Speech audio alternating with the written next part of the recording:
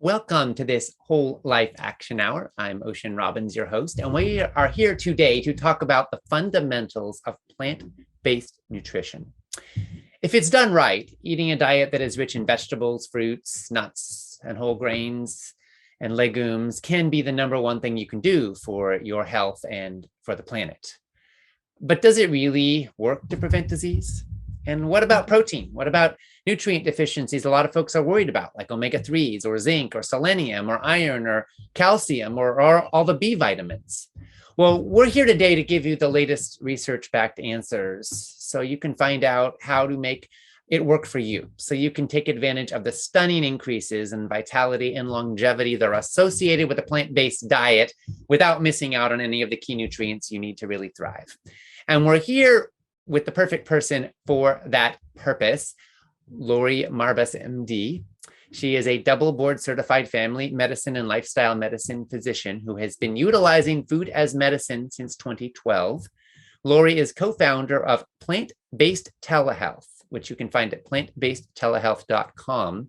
This is the first plant-based lifestyle medicine practice that covers all of the United States and also supports coaching for people around the world, with 9 physicians now serving thousands of their patients. Previously, she created a new medical model combining the power of nutrient-dense foods and intensive clinical psychological therapy to treat food addiction and chronic disease, and sometimes both at once. She's also the managing editor for the Plantrition Project's International Journal of Disease Reversal and Prevention, and co-founder of Healthy Human Revolution, whose mission is to provide resources that will empower individuals with the knowledge, the tools, and the mindset to successfully adopt and sustain a whole food, plant-based diet. Before we go any further, let me offer a little disclaimer here. I want to be very clear. Nothing you hear today is medical advice. This is coaching. We're going to be sharing our best insights, but of course, you should always consult with a qualified healthcare professional for your specific medical needs and issues. That said, you are going to learn a lot today. And this is a project of Whole Life Club, Food Revolution Network's ongoing membership community. So some of the questions I will bring to this interview come from our Whole Life Club members. With all of that said, Laurie, welcome. Thank you for having me, Ocean. I'm delighted to be here. Well, so good to have you here. Let's start with the really big picture. Why go plant-based? What's your answer to that? What's in it for people who maybe are on teetering or not sure, or thinking about it, but haven't gone there yet? I'd say, why not?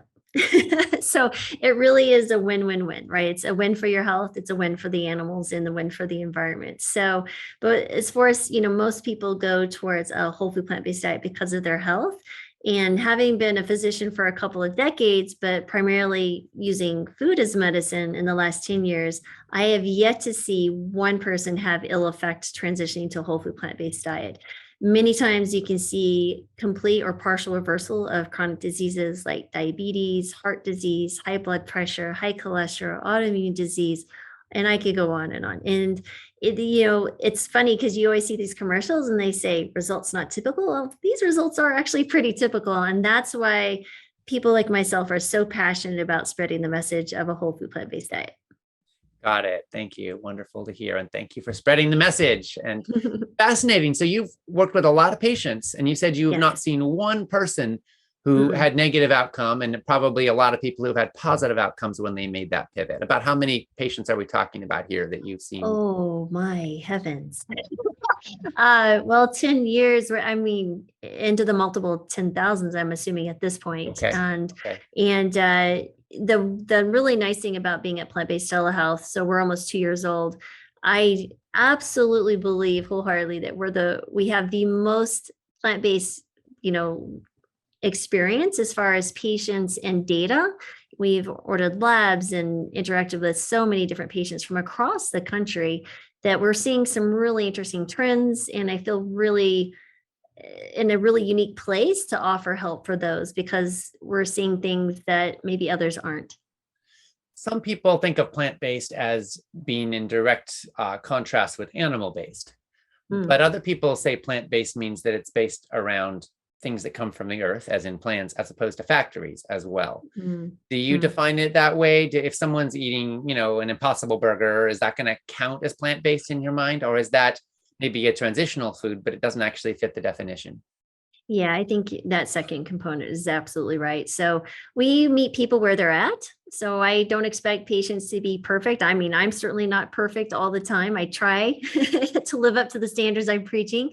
But as long as you're focused on getting as much as you can of the whole unprocessed plant foods into your body every day, that occasional Impossible Burger is not going to be such a big deal. Now, when I'm speaking to someone, however, who has chronic disease, I have a diabetic who's out of control, or someone who's just had a heart attack, or someone who's dealing with some really severe issues. And we have quite a few very ill patients. I tend to be a little bit more, leaning towards, we really need to be as fully compliant as possible, because that gives us the best opportunity for really seeing dramatic healing. Yes, it's true. I think there's a difference between disease reversal situations and maintenance situations. If someone's got a baseline of health and they want to keep it going and extend it and optimize it, then the prescription, so to speak, is going to be a little bit different than if they're dealing with a life-threatening illness. And some people are pulled by vision, they want to thrive and love their life more and perform better. Other people are pushed by pain. They're hurting, they're afraid, and they're suffering. And, for people who are pushed by pain, sometimes the prescription is more, you could say, more hard line in a sense, right? Right. Because you can't slip up. Your life's at stake. It's not a place to mess around. But for other people, the body's quite forgiving, and it can handle a certain amount of slippage and respond well, as long as the bulk of your diet is based around the wholesome natural foods that are rich in all the vitamins and minerals and phytonutrients you really need to thrive. Yeah, absolutely.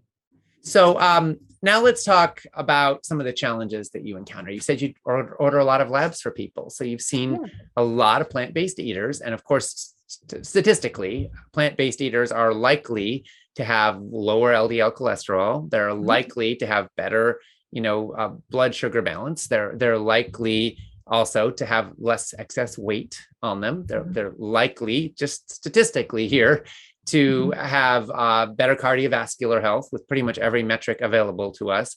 And they're likely to have better brain function, brain being a vascular organ, which means they're less likely to get dementia and other forms of, and Alzheimer's disease and so forth.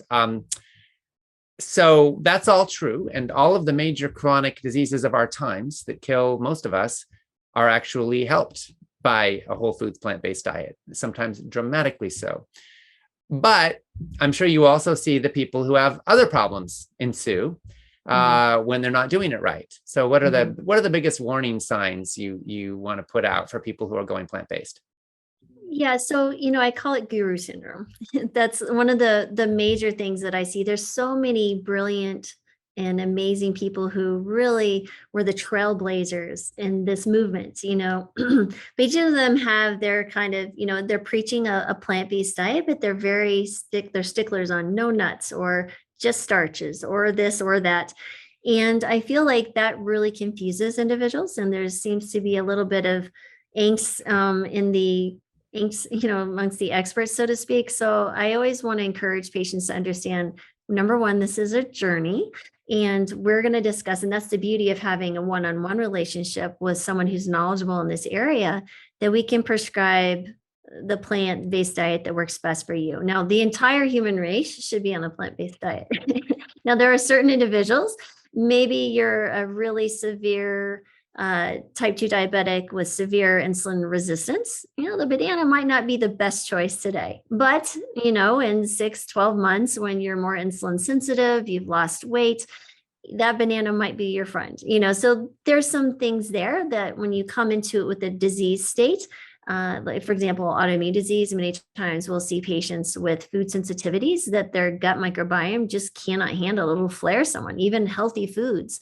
And we have to be very careful and cautious as we approach those type of individuals. So if I have someone with inflammatory bowel disease, they can't eat the raw roughage that many of us can enjoy. So we have to approach them from a different angle, but we understand these foods are still healing. And we just have to think about ways to get them to consume them without being more harmful. Mm-hmm. And so those are things to keep in mind. The other things is those who have diabetes or hypertension and you're on medications, you need to be very careful because this diet is very powerful. And so before you know it, you may not need all the insulin that you're on, or you may not need those hypertensive medications. So it's really important that you're monitoring your blood sugars, you're monitoring your blood pressures, and be mindful to speak to your physician about deprescribing some of these very powerful medications that, we just write on a piece of paper, we give them to the patient, they walk out the door, never thinking, oh, well, if this patient eats a healthier diet, things can turn around so quickly. And I feel like that's the first lesson I learned a decade ago, was when I had a type 2 diabetic, and we'd stopped 60 units of insulin in 72 hours. I was like, ooh, I've got a loaded cannon here. I got to be really careful and make sure that I'm very cautious and educate my patients in the best approach to how to start this. Yeah, thank you. Let's talk about protein for a second. That's like the big one people talk about all the time. It's like, where do you get your protein? Where do you get your protein? Now, Exactly. We start with the recognition that the average American gets about twice too much protein, actually, compared to optimal.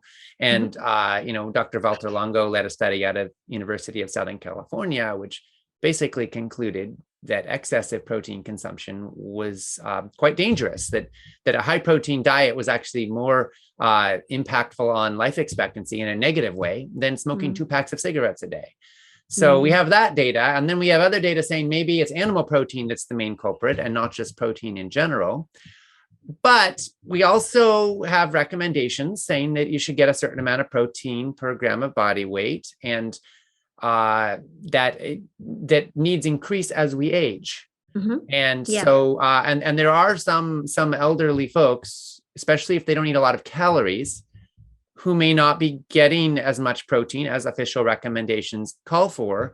Mm-hmm. And of course, animal products tend to be high in protein. So people who stay away from them are generally going to have a lower protein diet. And again, for most people, that may be good. But do some people get less than would be optimal for them? I'm not saying it's killing them, but it may be impacting negatively their overall quality of life or other factors. And if so, how often is that something you see?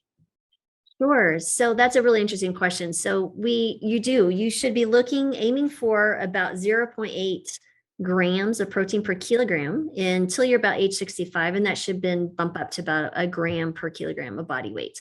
And there's different factors for that. We want to prevent what we call sarcopenia, which is the loss of muscle mass as we get older. And of course, if you're a young athlete, you may require more types of protein. But as far as patients that I've seen, the few times that I've seen it, it's going to be more of an issue. They're not eating enough calories. Again, as we get older, some patients will have less of appetite. And I would see it more often in maybe not young, I say smaller women, because there's such a high fibrous diet, especially if they're focusing on a lot of the raw foods, that they're just like, they're filling up so quickly. We have difficulty maintaining weight. Mm-hmm. And many times they may not be consuming enough protein. But the things that I really like to kind of push for patients is understand building those meals around grains and legumes, because these are going to be your protein winners, and they're going to be filling, and you're going to get a lot of those calories that will satiate you, energize you, make sure you have enough energy to do the things that you want to do. Tofu, edamame, oats, buckwheat, all sorts of lentils, beans. Those are some incredible things. But, there's other things like certain fruits like avocados, citrus fruits. You could do sprouts, peas. All of those have a significant amount of protein, typically when you're thinking about 100 grams or per cup serving.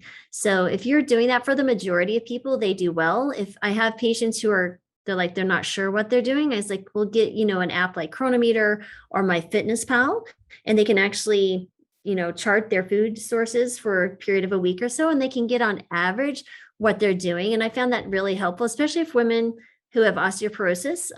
Protein is also another important factor there. So, but it's not very often, but I definitely have seen it. Again, there's some guru syndrome sometimes that occurs with that. Right, sure. Yeah. And if people are interested in learning more, we wrote an article. If you go to foodrevolution.org/protein, you can see a deeper dive into the topic and some specific ways to assess your own need level and so forth. But Laurie, a lot of people ask about amino acids. And of course, protein is made up of amino acids, and some of them the body can kind of generate itself, but there are 9 essential amino acids that we can only get from food. Mm-hmm. And some of them are not super abundant in the plant kingdom. They're all available in various plant foods in one form or another. But are there any of the amino acids that you think anyone should be thoughtful about? Or is it really just get enough healthy calories with enough legumes and, grains and things, and you'll be fine? What's your take? Yeah, absolutely. So we've got to understand it's not a matter of, oh, I intook this amino acid today. I'm using that specific amino acid today in my metabolism, but your body recycles, right? So your body, you take in the food that you're consuming, it breaks down, and you have basically an amino acid pool, so to speak, that your body can take from, build its own proteins and do whatever needs to be done. So again, it's a matter of sufficient calories and variety of foods. So if you're eating from fruits and vegetables and whole grains and your legumes, some nuts and seeds, you will get the quantity of the amino acids that you need. In practice, the only time that I've seen patients with very specific risk of protein deficiency, like I said, is going to be anorexics that I've had hospitalized, or folks in the burn unit. They're literally seeping it out. And so those are the more critical aspects, or someone who's just being so restrictive in their diet that they're not eating a wide variety of plant foods. But otherwise, we don't necessarily worry too much about it because they do fine. Okay, thank you. What about vitamin K2? Doesn't get talked about very much, but it's pretty hard to get from plant sources. What do you think? Should vegans supplement, or should they eat natto?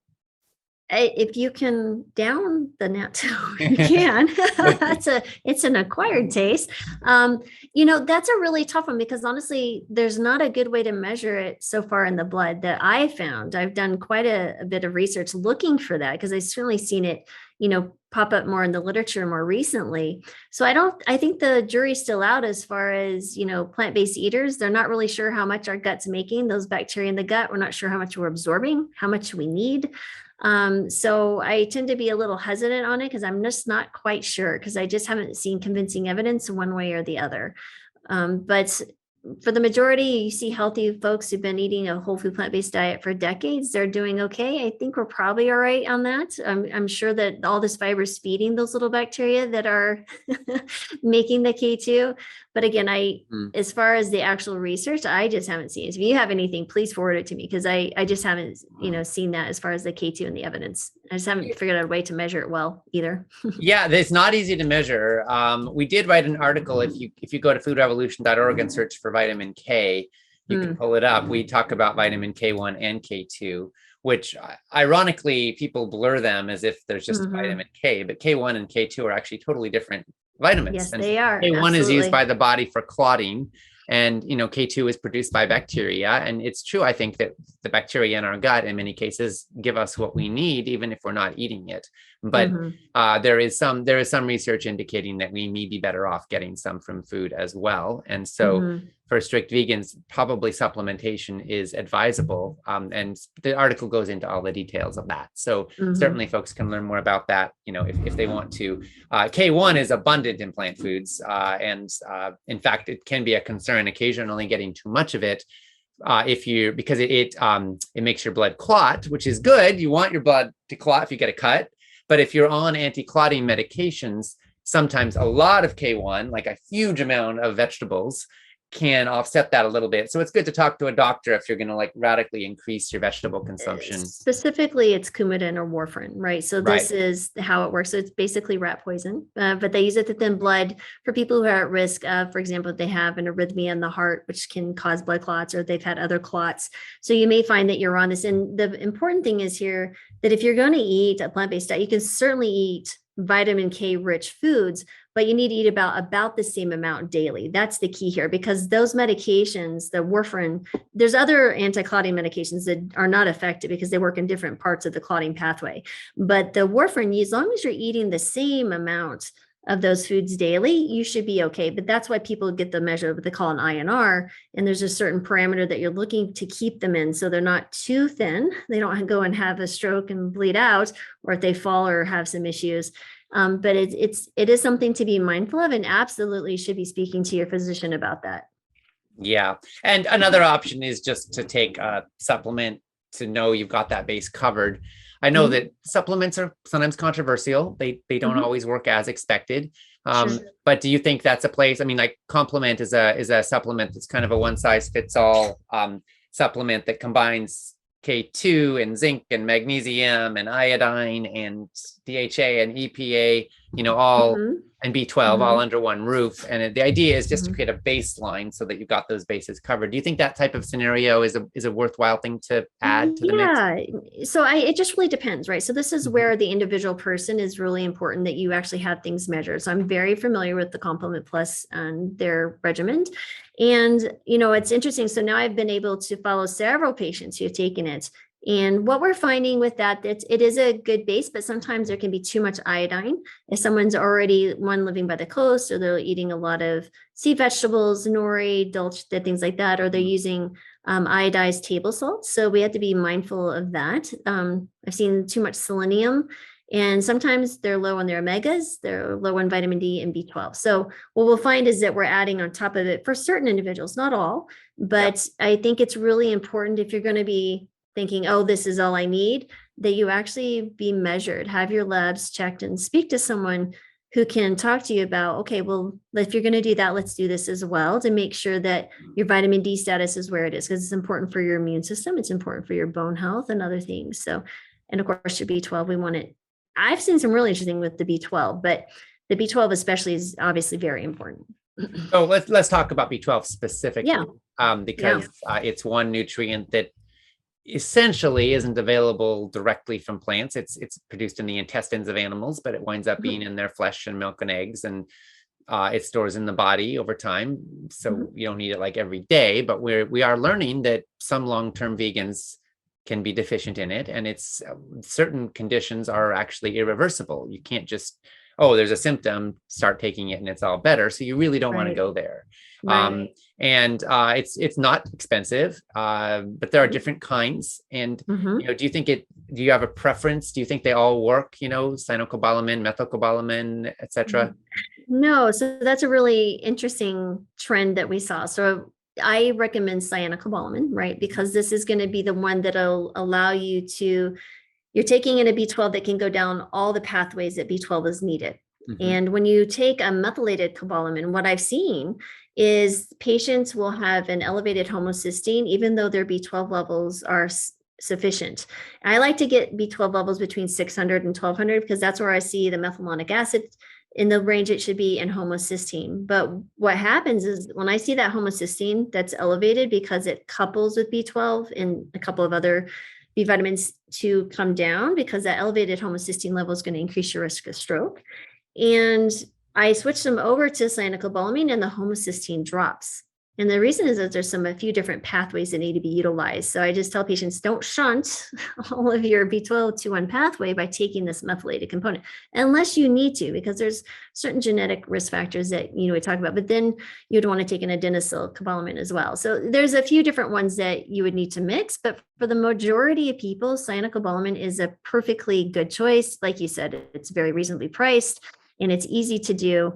Some patients need, a little bit more dosing than others, especially as some of my diabetics who are on something, let's say metformin, or if they had been on PPIs like, Prilosec or those over-the-counter medications, they don't absorb as well. And so they may need a higher dose. Sometimes certainly prescribed shots for patients who also need that. If let's say someone has had gastric bypass in the past or something like that. So again, this is where the individual, it's really important to speak to someone and can look at your case specifically and say, hey, this is really important that you take this. But I've certainly had vegans who've come in and been plant-based for years and I just never bothered with B12, or I'll take it once in a while, and they're measuring their drastically low. And, so it's really very, very important. Or they'll be anemic and have the red blood cells are really large. This is another sign a B12 deficiency beyond the nerve system issues that you can have. So really, really important to pay attention to that. And especially if you have little ones, if you have children who are being plant-based, or if you're pregnant and plant-based, there's a few things that I really need women to pay attention to: B12, D, and your omegas as well. Yeah. Speaking of omegas, there's ALA, EPA, and DHA. The body can convert ALA to EPA and DHA, but not very efficiently. So certainly flax seeds are a great source in the plant kingdom of ALA. If you get enough of them, your body will probably end up with enough DHA as well as EPA, but not certainly. And so, of course, some people, the only actual direct sources of EPA and DHA are going to be from the oceans, which some people eat fish for that purpose. Other people eat certain forms of seaweed, but they have very little unless it's sort of intensely refined. And then you end up with the algae-based supplements, EPA and DHA. A lot of people take those because they feel like the cleanest way to get it, because you're not getting the mercury and the PCBs, and you're not destroying the fish ecosystems in the oceans, or contributing to fish farms, which are kind of environmental disasters. But what's your take on the best options there, and how concerned should people be about it? Well, it's interesting. So when I first started switching over folks to a plant-based diet, like I said, everyone does really well. But occasionally I'll have a patient who mentions, I have some small joint discomfort, or there's some more inflammation that appears, like joint discomfort, some other things, but it seems to be the hands. And as I started thinking about it and looking what they were eating, I was like, we're missing some fundamental things like nuts. Sometimes patients are very nut phobic, unfortunately, or they're worried about the high calories, they're trying to lose weight. So you're looking at these fatty acids, which are found in more of these higher calorie foods, like you had mentioned, the chia and the flax and the walnuts and things like that. And when I place them on, ground flaxseed, we put them in walnuts, and I place them on the omegas, every single one of them got better. So that was a really interesting situation to just kind of figure out by trial and error. And then, you can check omegas. It's a little bit tricky, but they do it by weight. And I have certainly seen those who aren't supplementing do just fine, but then there's others who are very low. And when we place them on some of the supplements, they actually feel better. They have, a little bit more energy. They feel like they're thinking a little bit more clearly. And so it really just depends on the individual. Like you said, we're converting a very small amount, around 15% of that short chain ALA to the longer chain omegas in the body. So again, this becomes an individual situation. But and I'll just tell you myself, I take B12D and I take algae omega-3 supplements daily. That is my regimen. And I'm in my 50s. I feel fairly good. My kids, I keep up with them. They're in their 20s. So, if I feel like and from most of my patients, that seems to do very well. And there's some additional benefits to making sure your omegas are okay, right? You got your heart health and some other things too. Yeah. Cool. Thank you. Yeah. I similarly, I take the complement supplement because I like having sort of all those bases covered, and the K2 and so forth. I don't eat a lot of seaweed. And if I did, I would be a little concerned about the iodine piece. Iodine's a funny one, isn't it? Because you kind of, you don't want to get too little and you don't want to get too much. And it's not the same for everyone. People who have thyroid conditions, it could push in either direction. You may need more, you may need less, but getting the wrong amount can be bad. So it's sort of a little customized, isn't it? Now, this is a really interesting nutrient. Now, since we've been on Plant Based TeleHealth, I have a panel of things that I measure in my plant-based eaters, and a 24-hour urine iodine is one of them. And so what has been interesting is I will have very healthy eaters come in, they're eating a wide variety of plant-based foods, but they're, the SOS free. So they're salt, oil, sugar free. And they're not getting this iodized table salt, which, back in the mid 90s, the World Health Organization really pushed to have iodized table salt. So to decrease the risk of goiter, like you had mentioned, the thyroid function. So, and I've been hypothyroid myself for 25 years, since the birth of my second child. And when I went to a plant-based diet, my thyroid actually improved, not to the point that I was off medications, but certainly drastically decreased my amount of medication that I was taking. But what is interesting when I'm measuring these in patients who are coming to me, they're like, I've been on this plant-based diet, but now my doctor's telling me I have a thyroid issue. What's going on? And we measure their iodine. It's very low. And we correct it either with supplementation. Typically, it's 150 micrograms per day, unless you're a pregnant or lactating woman. And children, of course, need varying amounts. And for the most part, what's happening is you give them a few weeks, they straighten out, their thyroid function returns back to normal. So again, you don't want to take too much, because that can actually induce either a hyperthyroid state or even hypothyroid state, or not enough. You develop a goiter and hypothyroidism. So yes, it is a balance, but if you're going to have that measured, it needs to be a 24-hour urine collection. The serum iodine, unfortunately, is not a very accurate or good one to be using to make clinical decisions. Good to know. Thank you so much for that context and word of caution about serum-based iodine, because obviously if you have a bad data, then you could make bad choices and have bad results. So exactly. we don't want that for anybody. Okay. And what about calcium? The dairy industry is telling us all about how much calcium there is in cow's milk. Some soy milks and so forth add calcium supplements to try to match cow products. None have as much natively. But then there is research saying that maybe, while yes, calcium is important to strong bones, maybe there's more to the story, because in places where people eat a lot of dairy, they don't necessarily have stronger bones. And in fact, in some cases, they have more osteoporosis. So how do we make sense of this picture, and what is needed for strong bones? That's a difficult situation, right? So you look at these individuals, these are typically Northern European countries that have greater calcium or cow's milk intake. And so they have these higher risk of osteoporosis. But what other things are going on? Are they low in their vitamin D? They're not getting as much sunshine. Lots of different things that could be occurring here. So it's really hard to say this is indeed the cause is the cow's milk. And trust me, if I could demonize the cow's milk for anything, I would love to, but I want to be very, looking at the evidence that's available. But I don't think we should dismiss it, right? It's a clue as to what we should be thinking about. So, it's really interesting as a middle-aged woman and myself, and so majority of my patients are middle-aged women who, when we're talking about bone health and osteoporosis, we should be speaking about osteoporosis to our parents with small children, because that, bone bank account is done by age 30 typically. And you have this slow decline. It speeds up around menopause and slows down a little bit afterwards. But there's also men who also have developed osteoporosis.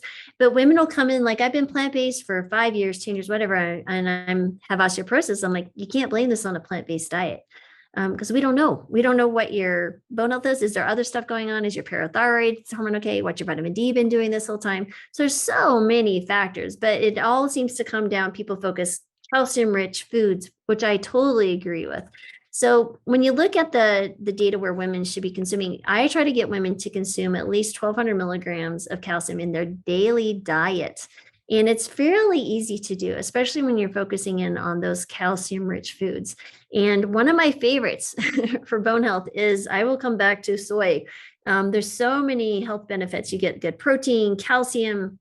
It's good for your cholesterol and the phytoestrogens, which really stimulate the bone mineral density. So, but when you're looking at other foods, if you're allergic to soy, you have black-eyed peas, you have other things like other beans and greens like turnip greens and mustard spinach and rhubarb and tangerines. I mean, there's so many forms, almonds, of calcium-rich foods. The majority of my patients, when we have them actually chart what they're taking, are hitting pretty close to that 900 to 1,200 milligrams daily. And then we make sure their vitamin D status is above 30. When you look at the labs, that's the number we should be looking at. And we really, because that vitamin D, once it's at a good level, it can actually help the body absorb all that calcium. So, those are the things to think about, and avoiding, the calcium bone thieves, right? So alcohol, high doses of alcohol, sodium, things like making sure you're exercising 30 minutes of resistance training daily or 3 times a week. Daily would be great. But again, you have to be careful if women who have osteoporosis and when you give an exercise prescription. So I would definitely make sure your doctor's talking to you about the specific types of exercises you should be doing, because you don't want to injure yourself in trying to prevent a fracture, because you might be doing something incorrectly. Physical therapy referral might be in order at that point. Especially if you've been fairly sedentary for a long time. If you've already Absolutely. been active, you can keep it going without much worry. But if you haven't been, Absolutely. then sometimes your body has, the last time you really pushed yourself, you may have been in a different physical status than you are now. And the muscle memory is there. I was a competitive runner when I was a kid, and then I didn't run for a long time. And then I decided to take it up again a couple of years ago. And I went out there and, my body remembered how to breathe and how to sink and how to sprint and all that. But I was like completely just like, I was sore for days afterwards. I didn't get injured, but it was definitely a wake up call that, okay, this is not a 10-year-old body anymore, a 15-year-old body anymore. So, which doesn't mean I can't run. It just means I got to start in micro doses and start really slow and build up over time rather than just going for it out the gate, Absolutely. It's a very common experience. Yeah, right. So let's talk about iron now. One more that's often a point of concern for people, especially menstruating women. And I will say that, like protein, the data indicates that more people are dying from too much iron than too little. And the average American is getting probably too much. And there are two main types of iron. I'm sure you could explain this too, but just to give a little bit of context, there's heme iron and there's non-heme iron. To be overly simplistic, heme iron's in animal products, non-heme iron is primarily in plant foods. And heme iron is more bioavailable / it sort of forces its way into the body, whether you like it or need it or not, which can be a good thing, I suppose, if you're really low. But the danger is you can really get too much. With non-heme iron, the body actually titrates its absorption levels. So typically, the more it needs, the more it absorbs, and the less it needs, the less it absorbs. So you're a lot safer with the non-heme iron from overdose dangers. So that's maybe an overly simplistic statement, but I do know that some menstruating women who forego red meat in particular, since that's for many Americans the biggest source of iron in their diet, get concerned about this. So what's your take? And do you see anybody who has iron deficiencies?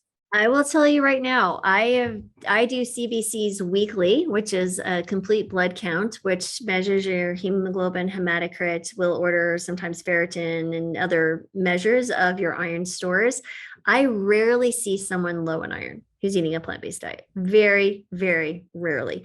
This would maybe some women who are having heavy menstrual cycles. These are abnormally heavy, and these will be clotting, things like that. Or if I have someone who is, like I said, very, very restrictive in their diet, that could be an issue. But again, it's rare that I see someone anemic without, a reason. There's usually like it's usually heavy period. It's not even most menstruating women that I've seen, and I've seen a lot of women in 20 years, or it's not an issue. So, but again, those iron rich foods, like you said, this non-heme iron is really important because it is self-regulating, and you're exactly right.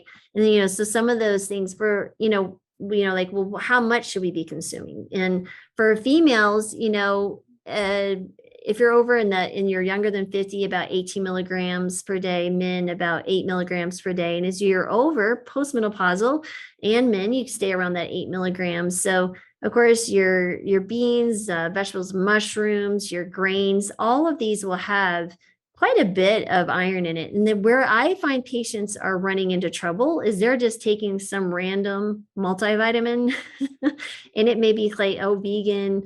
The complements are good because it doesn't have iron added to it, but they'll be taking in extra iron, and that can, like you said, be a real issue. So I'm always looking at patients.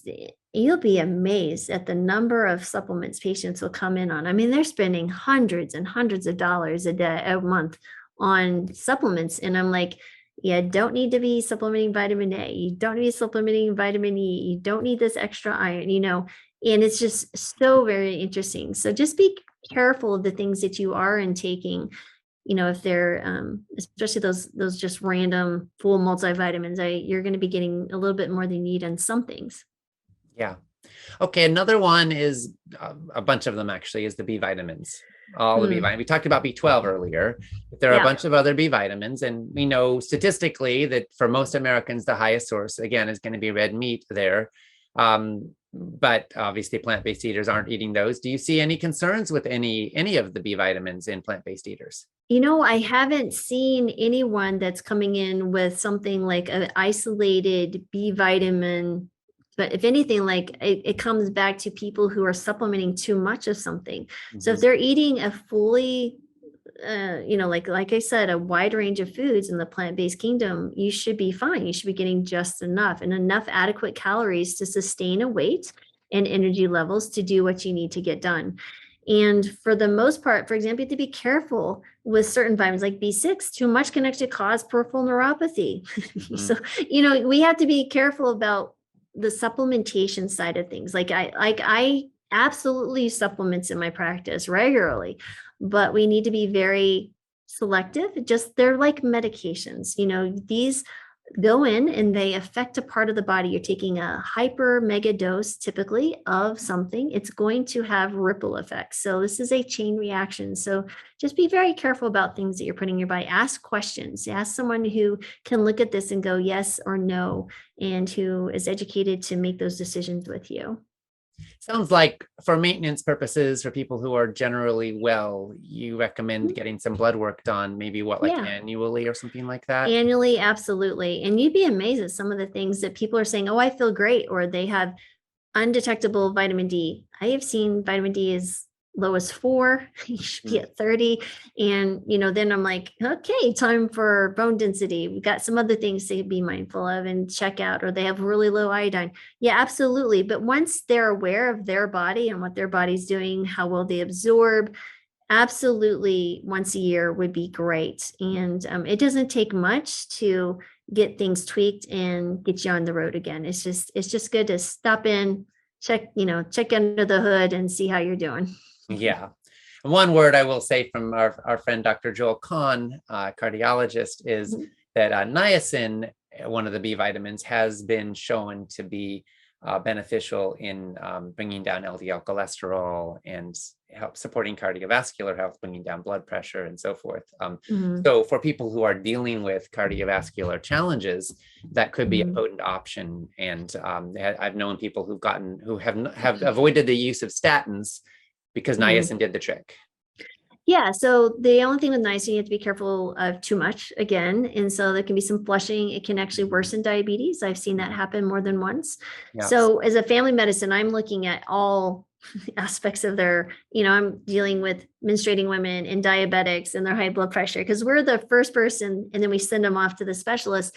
But we just have to be a little bit careful of the too much of the niacin. So absolutely that can be helpful. Other things, if we want to speak about cholesterol, that I found really helpful is berberine and plant sterols and stanols.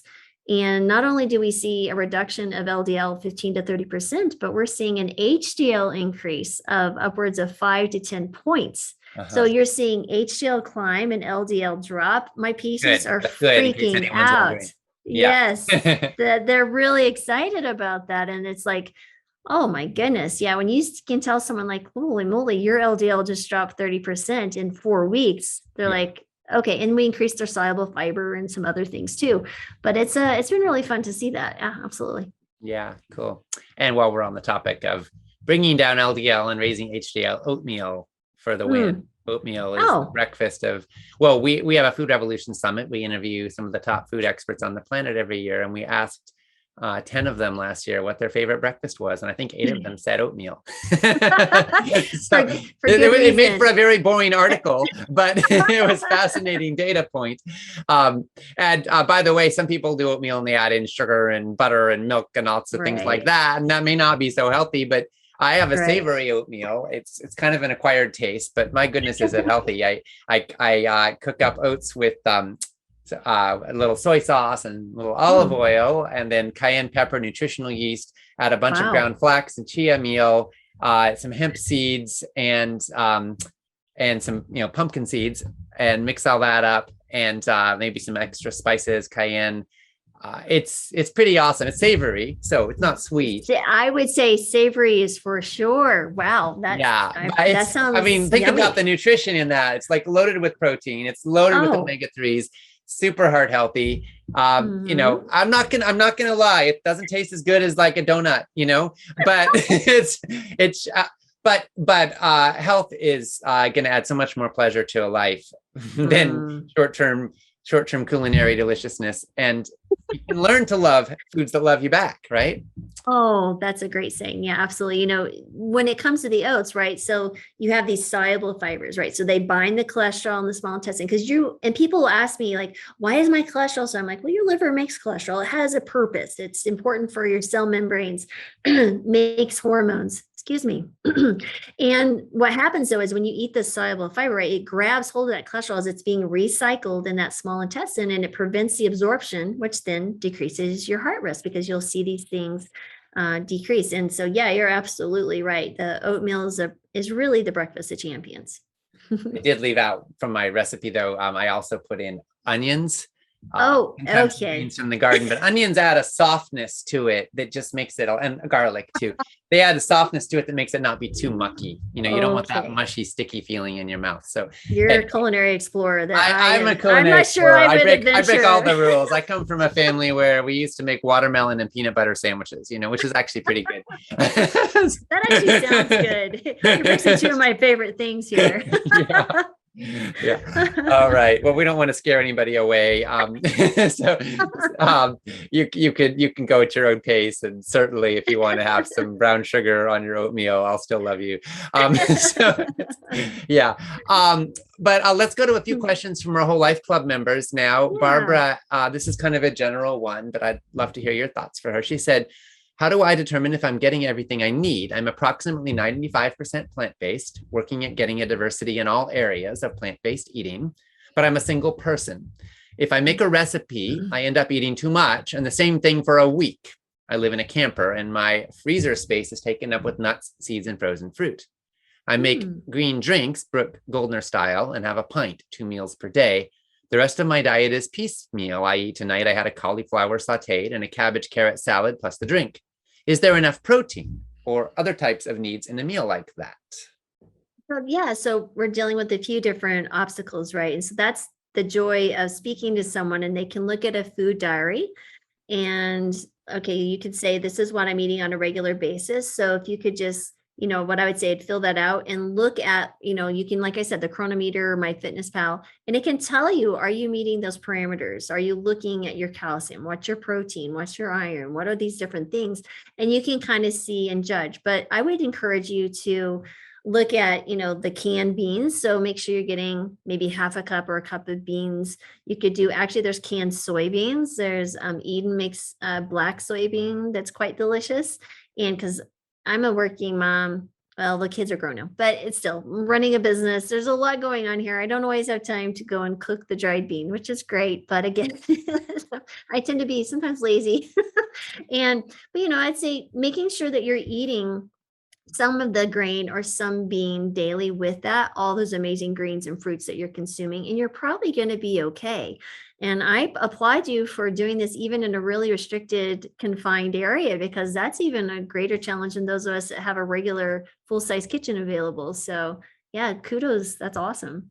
Yeah, absolutely. Thank you for that. April said, I have a food dehydrator, which I use often. When I crave a substitute for chips, I find dried fruit or veggies to curb my cravings.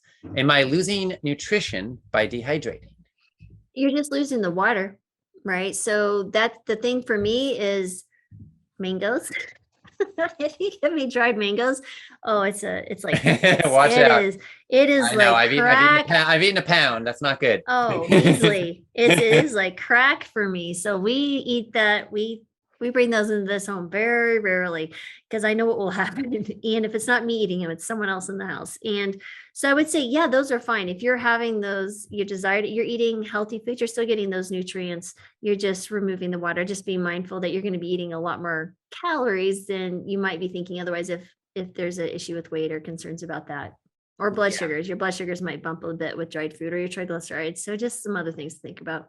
But they're actually a concentrated source of vitamins and minerals. Yeah, absolutely. I think dried fruits are great. I have tons of dried fruit, but I'm using them sparingly in different things.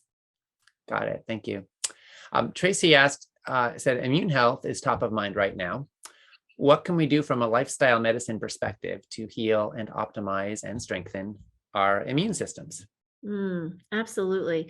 So I think there's a couple of things. First of all, eating the least processed foods you can, really thinking about what are the foods that you're eating that are going to be supporting your health. So this is going to be lots of fruits and vegetables, amazing sources of antioxidants. Of course, your grains and beans are there to sustain in calories, but especially those fruits and vegetables.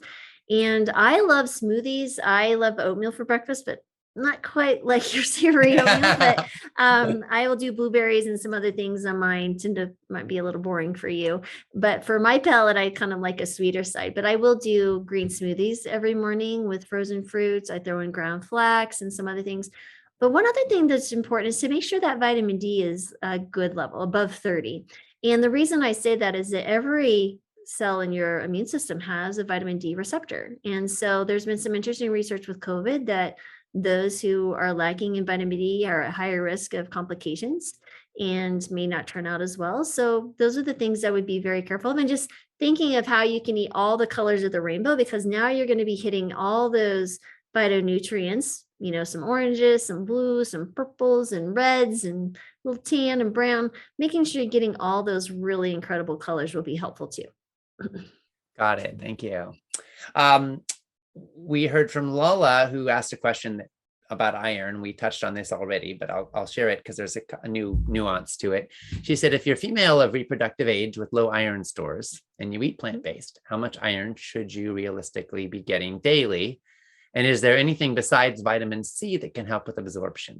And I wanted to bring her question in because we hadn't talked about the vitamin C interplay there. Yeah. So, vitamin C does help you with the increased absorption. You want to be careful that you're not consuming like high caffeine teas, things like that can decrease your absorption.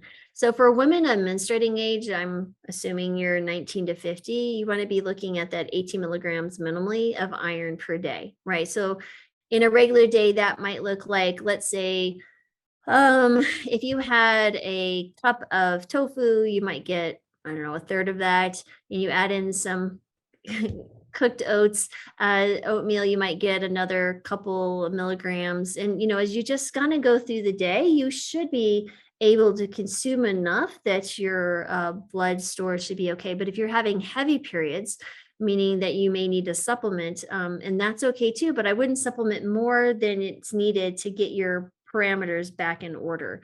And there's different types of iron that might be helpful.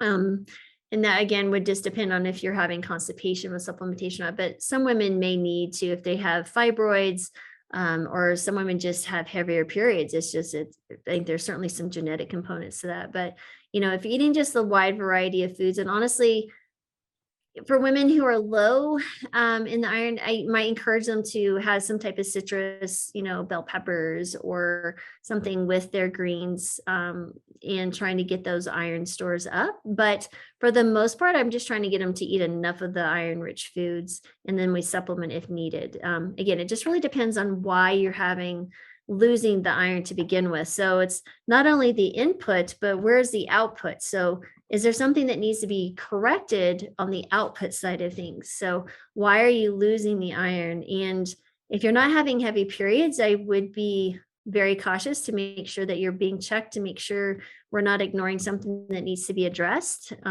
Make sure you might want to do a stool test to make sure there's no blood there, some things like that. So I would ask the doc to say, I need to know exactly why I'm anemic, especially if you're finding that your periods aren't very heavy. So I don't ever want to just assume with a patient. So yeah, I hope that's helpful. Yeah. And vitamin C helps with iron absorption typically.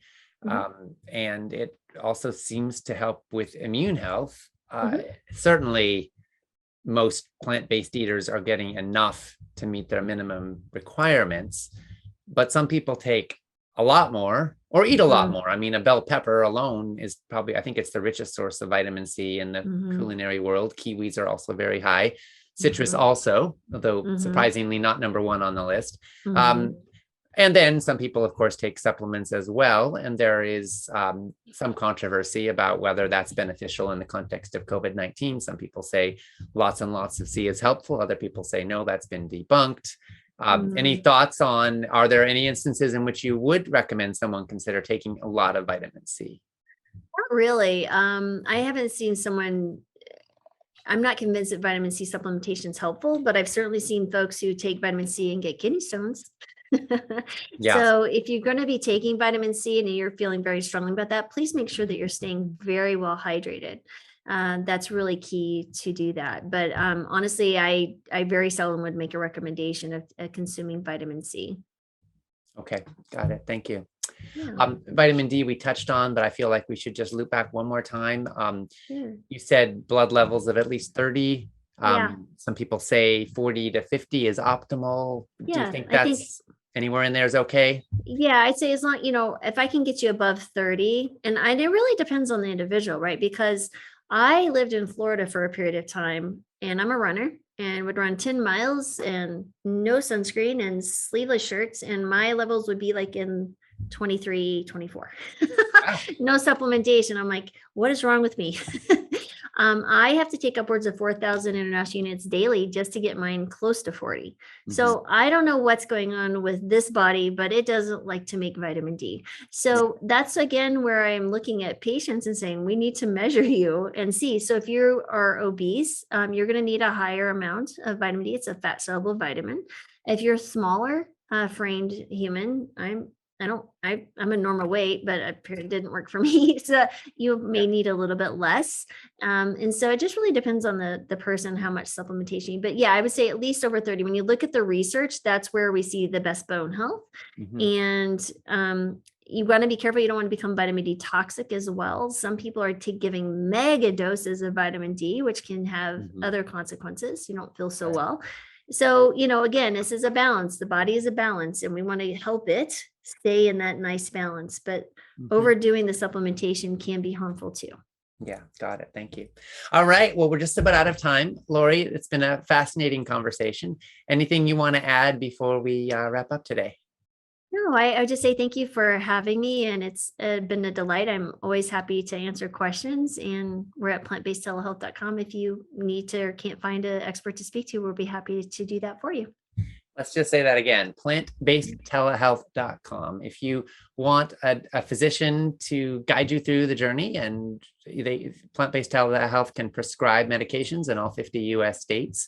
Internationally, they can't do that, but they can provide coaching and support as well. And this is a real resource. A lot of people are struggling with a doctor who just doesn't get nutrition. My dad often says that a doctor who doesn't know about nutrition is kind of like a firefighter who doesn't know about water. Food is the foundation of health, but the truth is that most medical schools do not have a single required course in nutrition. So doctors can go all the way through all their years of training, and they know so much about surgeries and drugs and how drugs interact with surgeries and how drugs interact with other drugs, but they know nothing about food, right? And so these are folks who they have all the conventional medical training, and they understand the drugs and the surgeries and the different conditions and the pathologies, but they also understand food and how to make food the first line of defense against illness, and also blood levels and lab tests and what you should be checking. And so if you've got a vaccine problem or a question or just want some support and you don't have a doctor you feel good about right now in this domain, then plantbasedtelehealth.com could be a really helpful resource. Yeah, absolutely. And we want to work alongside with you and your regular doctor. It's not we're trying to take you away from your doctor. I consider us lifestyle medicine experts and specialists to help you tweak and help you, work towards a healthier way of living. And we certainly have found some really interesting cases, but it's been a great experience, and we're happy to help any way we can. Fabulous. Laurie, thank you so much for what you do and for all the people you're helping, and quite frankly, the planet you're helping, because the more of us that can adopt a plant-based lifestyle successfully, number one, we're a good example for our community. We help to shift culture, but we also are able to adopt a lifestyle that walks lighter on the earth and helps the future generations to have water and topsoil and forests and a stable climate for their planet. So thank you for all you're doing. It's so good to spend this time with you. And on behalf of myself and the whole Life Club community and all of our Food Revolution Network members, I just want to say thank you. And we look forward to working with you in the future. Thank you. And thank you for all the work you're doing, because without people like you spreading the message, our message wouldn't be as able to reach as many as vast audience. So we really appreciate you as well. Thank you. Thank you. When it comes to cancer, Alzheimer's, diabetes, heart disease, and other chronic illness, what really matters isn't how many books you read, how many webinars you attend, or how much you know. What really matters at the end of the day is what you eat and how you live. The science has given us what we need to know. Now it's time for action. It's time to implement and optimize your healthy lifestyle. It's time to get results. It's time to say goodbye to confusion and hello to clarity. It's time to say goodbye to bad habits and hello to good ones. It's time to fall in love with foods that love you back. It's time to join a community that will support you in achieving your goals. It's time for Whole Life Club.